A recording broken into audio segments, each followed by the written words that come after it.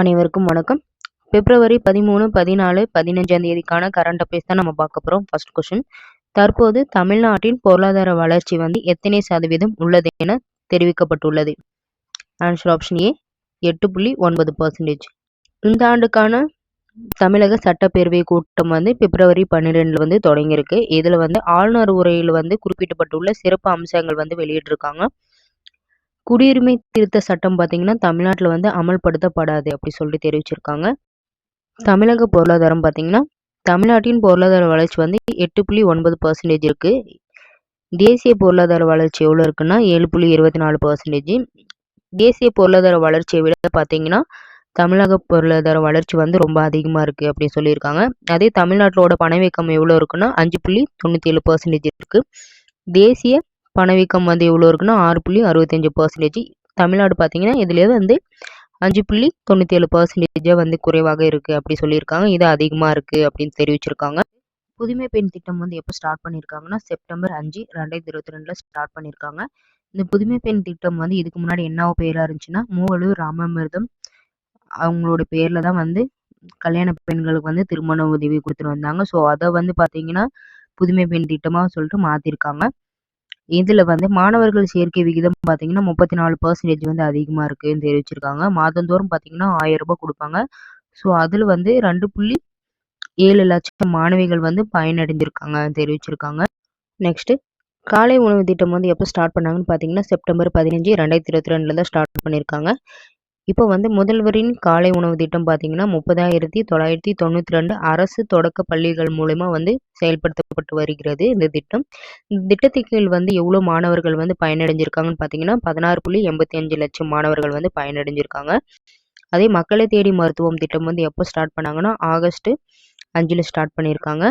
இந்த திட்டத்தின் கீழ் பார்த்தீங்கன்னா 1.7 கோடி பேர் பயனடைஞ்சிருக்காங்க. நெக்ஸ்ட் பின் வருபவர்களில் தெற்கு ரயில்வேயின் முதல் திருநங்கை டிக்கெட் பரிசோதகராக நியமிக்கப்பட்டவர் யார்? ஆன்சர் ஆப்ஷன் ஏ சிந்து கணபதி. அதாவது தெற்கு ரயில்வே துறைன்னு பார்த்தீங்கன்னா டிக்கெட் பரிசோதகராக அதாவது டிடிஇன்னு சொல்லுவாங்க. இதில் திருநங்கையான சிந்து கணபதி தான் நியமனம் செஞ்சுருக்காங்க. இவங்க பார்த்தீங்கன்னா தெற்கு ரயில்வேயின் முதல் திருநங்கை டிக்கெட் பரிசோதகர் அப்படி சொல்லிட்டு தெரிவிச்சிருக்காங்க. நெக்ஸ்ட் தமிழக அரசு சார்பில் வெளியிடப்பட்டுள்ள குறும்புதினத்தின் பெயர் என்ன? ஆன்சர் ஆப்ஷன் டி ஏ மற்றும் சி. ஆன்சர் ஆப்ஷன் ஏ விதை, ஆன்சர் ஆப்ஷன் சி நிழல். இப்போ தமிழக அரசு சார்பில் பார்த்தீங்கன்னா குறும்படங்கள் வெளியிட்டிருக்காங்க. விதை, நிழல் இந்த இரு குறும்படங்களை தயாரித்து வெளியிட்டிருக்கு தமிழக அரசு. இது பார்த்தீங்கன்னா குழந்தைகளின் பெற்றோருடன் ஒரு குடும்பமாகவும் வளர்க்குவதற்காகவும் அவசியம் அது பற்றியும் குழந்தை வளர்ப்பு பாரம்பரிய சேவை பற்றி விழிப்புணர்வு ஏற்படுத்தும் விதமாக தான் வெளியிட்டிருக்காங்க. ஸோ என்ன குறும்படம் பார்த்தீங்கன்னா விதை மற்றும் நிழல். ரொம்ப இம்பார்ட்டன்ட், நோட் பண்ணிக்கோங்க, கேட்கறதுக்கு வாய்ப்பு இருக்கு. நெக்ஸ்ட் சர்வதேச சிறு தேயிலை உரிமையாளர்கள் கூட்டமைப்பானது எங்கு அமைக்கப்பட்டுள்ளது? Answer option C India.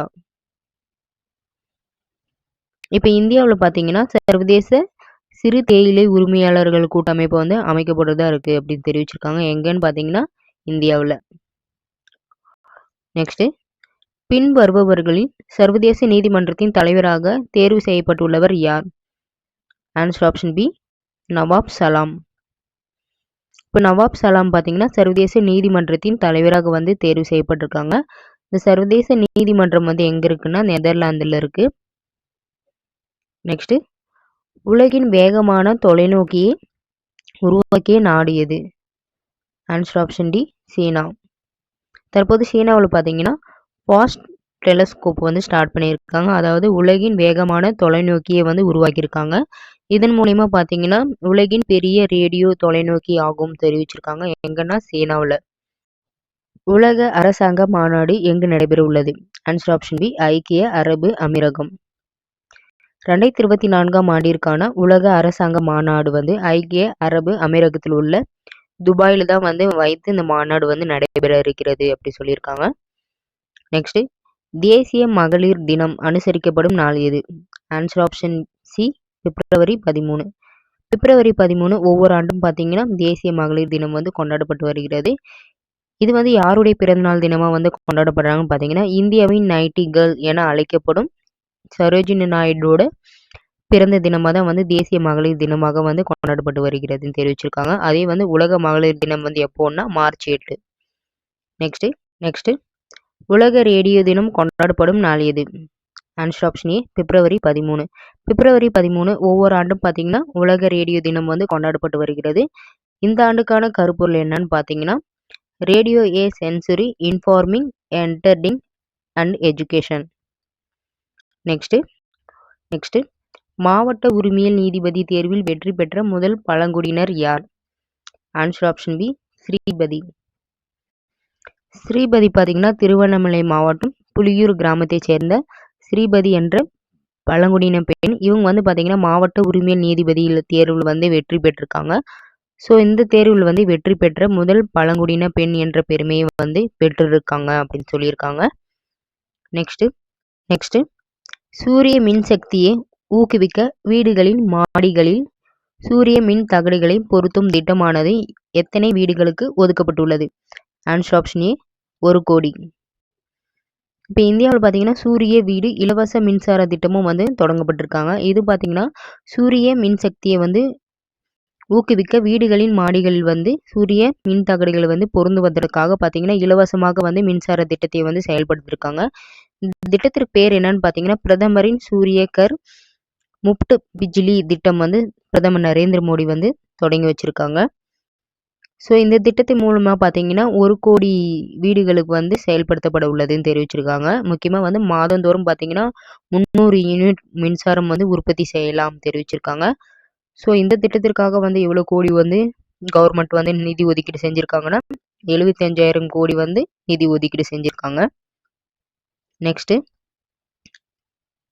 கங்காதரி பசுக்களுக்கான பாதுகாப்பு மையத்தினை தொடங்கியுள்ள மாநிலம் எது? Answer option C Uttar Pradesh. இப்போ உத்தரப்பிரதேசம் பார்த்தீங்கன்னா கங்காதாரி பசுக்களுக்கான பாதுகாப்பு மையம் வந்து தொடங்கப்பட்டிருக்காங்க. நெக்ஸ்ட் முதல் இந்து கோயிலான சுவாமி நாராயணன் கோயில் எந்த நாட்டில் திறந்து வைக்கப்பட்டுள்ளது? Answer option C Abu Dhabi. இப்போ அபுதாபியில் பார்த்தீங்கன்னா முதல் இந்து கோயிலான சுவாமி நாராயணன் கோயில் வந்து திறந்து வச்சிருக்காங்க அந்த கோயிலை. ஸோ இந்த விழாவில் பார்த்தீங்கன்னா பிரதமர் நரேந்திர மோடி வந்து கலந்து கொண்டுள்ளார் அப்படின்னு தெரிவிச்சிருக்காங்க. நெக்ஸ்ட் பருப்பு வகைகளுக்கான சர்வதேச மாநாடு எங்கு நடைபெற உள்ளது? Answer option D Delhi. இப்போ பருப்பு வகைகளுக்கான பார்த்தீங்கன்னா சர்வதேச மாநாடு வந்து இந்த ஆண்டு வந்து எங்கே நடைபெற இருக்கிறதுன்னா டெல்லியில் தான். ஸோ இந்த டெல்லியில் பார்த்தீங்கன்னா சர்வதேச பருப்பு கூட்டமைப்பு மற்றும் தேசிய வேளாண் கூட்டுறவு சார்பில் வந்து பருப்பு வகைகளுக்கான சர்வதேச மாநாடு வந்து நடைபெற இருக்கிறது. எங்கன்னு பார்த்தீங்கன்னா டெல்லியில். நெக்ஸ்ட் அமெரிக்க குடியுரிமை பெறும் நாடுகளின் பட்டியலில் 2023ஆம் ஆண்டிற்கான இந்தியாவிற்கு கிடைத்துள்ள இடம் எது? ஆன்சர் ஆப்ஷன் ஏ 2ஆம் இடம். 2023ஆம் ஆண்டிற்கான அமெரிக்காவில் குடியுரிமை பெறுவதில் மெக்சிகோ முதலிடம் வந்து இடம் பிடித்திருக்கு. 2ஆம் இடம் பார்த்தீங்கன்னா இந்தியா இடம் பிடித்திருக்கு. ஸோ இதில் வந்து எத்தனை நபர்கள்னு பார்த்தீங்கன்னா 5,91,000 பேர் வந்து இடம் பிடிச்சிருக்காங்க. 3ஆம் இடம் பார்த்தீங்கன்னா பிலிப்பைன்ஸு. ஸோ 4,48,000 பேர் வந்து இடம் பிடிச்சிருக்காங்க. யாருன்னா பிலிப்பைன்ஸு. நெக்ஸ்ட் ஐசிசி வழங்கும் ஜனவரி மாதத்திற்கான சிறந்த வீரராக தேர்வு செய்யப்பட்டுள்ளவர் யார்? Answer option B சமார் Joseph. ICC விருது 2024ஆம் ஆண்டிற்கான ஜனவரி மாத சிறந்த வீரர் வந்து யார் வந்து தேர்வு செய்யப்பட்டிருக்காங்கன்னா ஜமார் ஜோசப். இவங்க வந்து மேற்கு இந்திய தீவு வந்து சேர்ந்தவங்க. ஜனவரி மாதத்திற்கான சிறந்த வீராங்கனை யாருன்னா எமி அண்டர். இவங்க வந்து அயர்லாந்தை வந்து சேர்ந்தவங்க. நெக்ஸ்ட் புல்வாமா தாக்குதல் நடைபெற்ற நாள் எது? ஆன்சர் ஆப்ஷன் டி பிப்ரவரி 14, 2019 தான் நடைபெற்றது. புல்வாமா தாக்குதல் நினைவு தினம் வந்து ஒவ்வொரு ஆண்டும் பார்த்தீங்கன்னா பிப்ரவரி 14ஆம் தேதி தான் கொண்டாடப்பட்டு வருகிறது. பிப்ரவரி 14, 2019 தான் வந்து ஜம்மு அண்ட் காஷ்மீரில் வந்து புல்வாமா தாக்குதல் வந்து நடைபெற்றது. இதில் பார்த்தீங்கன்னா தீவிரவாத தாக்குதல் வந்து 40 சிஆர்பிஎஃப் வீரர்கள் பார்த்தீங்கன்னா வீரமரணம் அடைந்த தினத்தை வந்து நினைவு கூறும் வகையில் தான் வந்து ஒவ்வொரு ஆண்டும் வந்து பிப்ரவரி 14ஆம் தேதி வந்து புல்வாமா தாக்குதல் நினைவு தினமும் வந்து கொண்டாடப்பட்டு வருகிறது. நெக்ஸ்ட் இன்னைக்கான ஷார்ட் நியூஸ் பார்ப்போம். ஏர் டாக்ஸி செயலி. ஸோ இது வந்து எங்கே ஸ்டார்ட் பண்ணியிருக்காங்கன்னு பார்த்தீங்கன்னா உலகின் முதல் ஏர் டாக்ஸி சேவை வந்து துபாயில் வந்து தொடங்கப்பட்டிருக்காங்க. உலக புத்தக கண்காட்சி 2024ஆம் ஆண்டிற்கானது எங்க வந்து ஸ்டார்ட் பண்ணியிருக்காங்கன்னு பார்த்தீங்கன்னா புதுடெல்லியில. நெக்ஸ்ட் SAFF U19 பெண்கள் சாம்பியன்ஷிப் பார்த்தீங்கன்னா இந்தியா மற்றும் வங்கதேச அணிகள் இணைந்து தான் வந்து இந்த SAFF U19 பெண்கள் சாம்பியன் பட்டத்தை வந்து வென்றிருக்காங்க. இந்த SAFFக்கு என்ன ஃபுல் ஃபார்ம்னா south Asian football federation. Next Mubadala open மகளிர் டென்னிஸ் போட்டி வந்து எங்கு நடைபெற இருக்கிறதுன்னு பார்த்தீங்கன்னா அபுதாபியில் தான் நடைபெறுது. இதில் பார்த்தீங்கன்னா கஜகஸ்தானி எலனா ரைபாகினா இவங்க வந்து சாம்பியன் பட்டத்தை வந்து வென்றிருக்காங்க. அதே டல்லாஸ் ஓபன் ABD டென்னிஸ் போட்டி வந்து பார்த்தீங்கன்னா அமெரிக்காவின் டாமி பால் வந்து சாம்பியன் பட்டத்தை வென்றிருக்காங்க. நெக்ஸ்ட் அலெக்சாண்டர் ஸ்டெப் இவங்க வந்து பின்லாந்தின் நாட்டோட அதிபராக வந்து தேர்வு செய்யப்பட்டிருக்காங்க. நெக்ஸ்ட் நியூஸ் உலக அரசாங்க மாநாடு 2024ஆம் ஆண்டிற்கான மாநாடு பார்த்தீங்கன்னா ஐக்கிய அரபு அமீரகத்தில் வந்து துபாயில் தான் வந்து நடைபெற இருக்கிறது அப்படின்னு சொல்லிட்டு தெரிவிச்சிருக்காங்க. ஓகே ஃப்ரெண்ட்ஸ், இன்னைக்கான கொஸ்டின்ஸ் பார்ப்போம். ஃபர்ஸ்ட் கொஸ்டின், தற்போது தமிழ்நாட்டின் பொருளாதார வளர்ச்சி எத்தனை சதவீதம் உள்ளது என தெரிவிக்கப்பட்டுள்ளது? Answer option A 8.9%. பின் வருபவர்களில் தெற்கு ரயில்வேயின் முதல் திருநங்கை டிக்கெட்டர் பரிசோதராக நியமிக்கப்பட்டவர் யார்? ஆன்சர் ஆப்ஷன் ஏ சிந்து கணபதி. தமிழக அரசு சார்பில் வெளியிட்டுள்ள குறும்படத்தின் பெயர் என்ன? ஆன்சர் ஆப்ஷன் டி ஏ மற்றும் சி விதை நிழல். சர்வதேச சிறு தேயிலை உரிமையாளர்கள் கூட்டமைப்பானது எங்கு அமைக்கப்பட உள்ளது? Answer option C India. பின்வருபவர்களில் சர்வதேச நீதிமன்றத்தின் தலைவராக தேர்வு செய்யப்பட்டுள்ளவர் யார்? ஆன்சர் ஆப்ஷன் பி நவாப் சலாம். உலகின் வேகமாக தொலைநோக்கியை உருவாக்கிய நாடு எது? ஆன்சர் ஆப்ஷன் டி சீனா. உலக அரசாங்க மாநாடு எங்கு நடைபெற உள்ளது?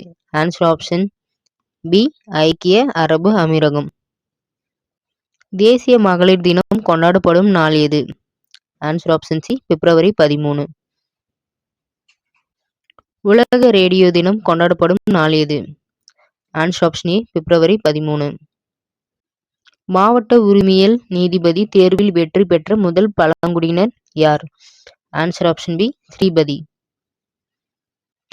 சூரிய மின்சக்தியை ஊக்குவிக்க வீடுகளின் மாடிகளில் சூரிய மின் தகடுகளை பொருத்தும் திட்டமானது எத்தனை வீடுகளுக்கு ஒதுக்கப்பட்டுள்ளது? ஆன்சர் ஆப்ஷன் ஏ 1 கோடி. கங்காதரி பசுக்களுக்கான பாதுகாப்பு மையத்தினை தொடங்கியுள்ள மாநிலம் எது? Answer option C Uttar Pradesh. முதல் இந்து கோயிலான சுவாமி நாராயணன் கோவில் எந்த நாட்டில் திறந்து வைக்கப்பட்டுள்ளது? Answer option C Abu Dhabi. பருப்பு வகைகளுக்கான சர்வதேச மாநாடு 2024ஆம் ஆண்டிற்கான எங்கு நடைபெற உள்ளது? Answer option D Delhi. America குடியுரிமை பெறும் நாடுகளில் 2023ஆம் ஆண்டிற்கான பட்டியலில் இந்தியாவிற்கு கிடைத்துள்ள இடம்? ஆன்சர் ஆப்ஷன் ஏ 2ஆம் இடம். ICC வழங்கும் ஜனவரி மாதத்திற்கான சிறந்த வீரராக தேர்வு செய்யப்பட்டுள்ளவர் யார்? Answer option B Shamar Joseph. Pulwama தாக்குதல் நடைபெற்ற நாள் எது? Answer option D February 14, 2019. Okay friends, இந்த வீடியோ உங்களுக்கு பிடிச்சிருந்தா லைக் பண்ணுங்க, ஷேர் பண்ணுங்க, கமெண்ட் பண்ணுங்க, மறக்காம சப்ஸ்கிரைப் பண்ணுங்க. அடுத்த வீடியோவில் சந்திக்கலாம். நன்றி, வணக்கம்.